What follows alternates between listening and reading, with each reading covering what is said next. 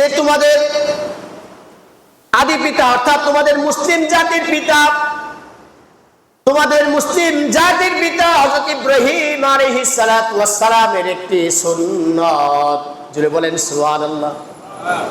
তোমাদের যে আদি আব্বাজান ইব্রাহিম আলাইহিস সালাতু ওয়াস সালাম, এটা হলো উনার সুন্নাত। সুন্নাত আবিকুম, তোমাদের আব্বাজান মানে মুসলিম জাতির পিতা ইব্রাহিম আলাইহিস সালাতু ওয়াস সালামের সুন্নাত হলো কুরবানি।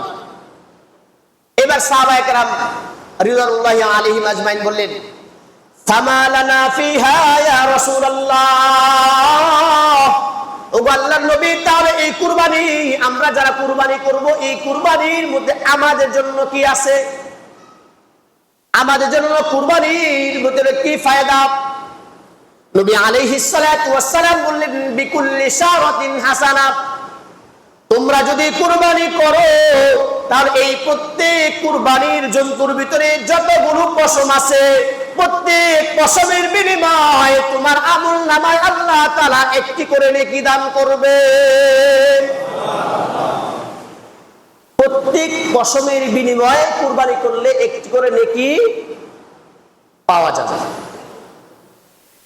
এবার সাহাবায়ে কেরাম বললেন, ইয়া রাসূলুল্লাহ, ফাসসুফ অথবা ফাসসাউফ, সুফ বলা হয় যে ভেড়া অথবা দুম্বা, এদের গায়ে কিছু পশম থাকে গুছানো পেঁচানো, ভেড়ার গায়ের পশমগুলো একটু পেঁচানো থাকে, মোড়ানো থাকে, কুকরানো থাকে। যারা ভেড়া দেখছেন গ্রামে তারা বলতে পারবেন ভেড়ার গায়ে পশমগুলো কোনো আলাদা আলাদা না, ভেড়ার গায়ের পশমগুলো দেখবেন পেঁচানো পেঁচানো, একটু কুকরানো। তো আল্লাহর হাবিবকে সাহাবায়ে কেরাম বললেন, ইয়া রাসূলুল্লাহ, তাহলে যেই ভেড়া বকরি বা দুম্বা যেগুলোর ভিতরে পশমগুলো পেঁচানো, তাহলে সেগুলোর মাসালা কি হবে?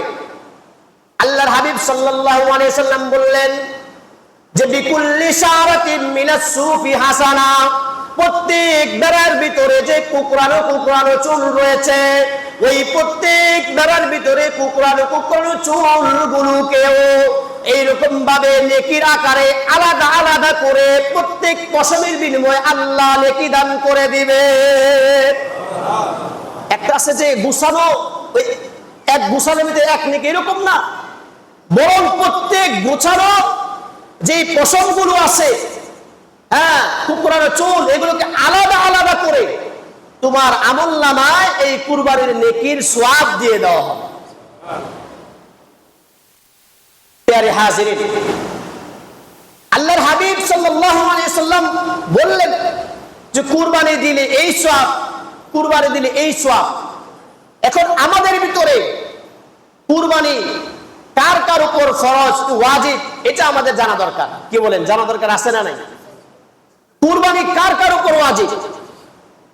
এক নম্বরে কুরবানি ওয়াজিব হবে, এক নম্বর হলো সুস্থ মস্তিষ্ক, সাবালক, সুস্থ মস্তিষ্ক সাবালক, এরপরে আপনার সামর্থ্যবান, এরপরে মুকিম। কি বললাম?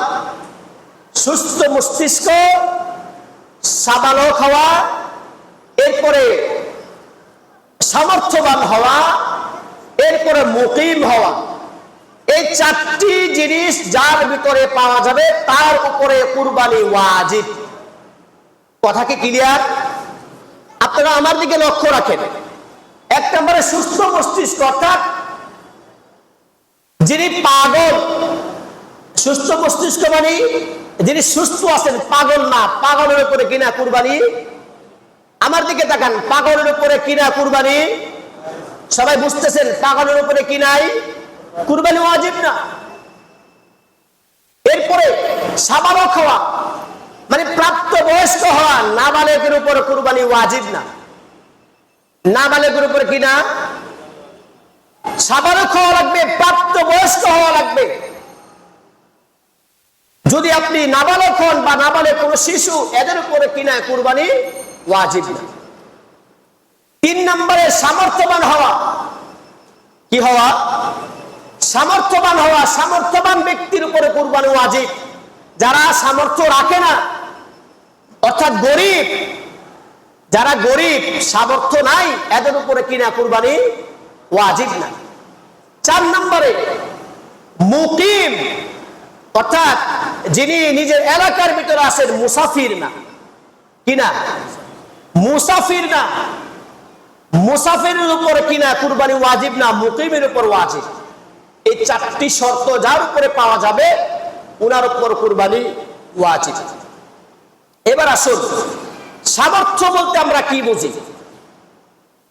সামর্থ্য বলতে আমরা এটাই বুঝি যে 52 ভরি রূপা, 52 ভরি রূপার যে একটা দাম আছে সমাজের ভিতরে, যদি আপনি 1000 করে ধরেন তাহলে